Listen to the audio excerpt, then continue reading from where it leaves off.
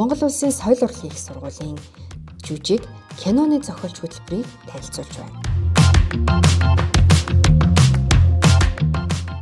Соёл урлагийн их сургуулийн театрын урлагийн сургууль нь Монгол Улсын хэмжээнд жүжиг, киноны зохиолч мэргэжлэр дээд боловсралтай мэргэжилтэн бэлтгэдэг цоргаанц сургууль билээ. Үндэсний жүжигийн зохиолын өв сан баялагч соёл урлагийн салбарт өнөөдөр орчин үеийн жүжигийн зохиолын туйрвал зүй анхаарал татах үс хэмжээнд зогсон байдалтай байна.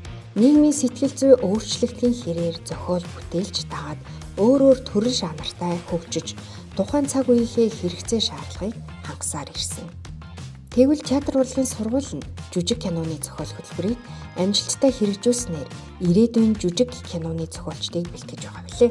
Дээрх хөтөлбөрөөр суралцсанаар ирээдүйд тайз дэлгэцийн уран бүтээлчтэй хамтран баг болж ажиллах, зохиол бүтээлээ тайзнаа амьлуулан олон нийтэд тоглуулах боломжтой юм. Энэ нь суралцж буй хугацаанд таны зохиол бүтээлийг найруулагч, жүжигчин, тайзны зураач, урлаг судлалын чиглэлээр суралцж байгаа оюутнууд хамтран соёл урлагийн их сургуулийн оюутан театрт амьлуулах үүд хаалга нээлттэй байдгаараа онцлогтой юм. Та утга уран зохиол, дур сонирхолтой, зохиол бүтээл туйрах чин хүсэл ирмэлзэлтэй, авьяас чадвартай бол манай жүжиг киноны зохиолч хөтөлбөрт элсэн суралцаарай.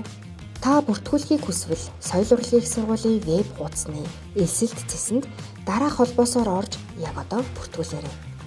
Жүжиг киноны зохиолч хөтөлбөрөөр суралцсанаар театр, кино, телевиз, радио болон киноны зохиолч мэргэжлэр ажиллах.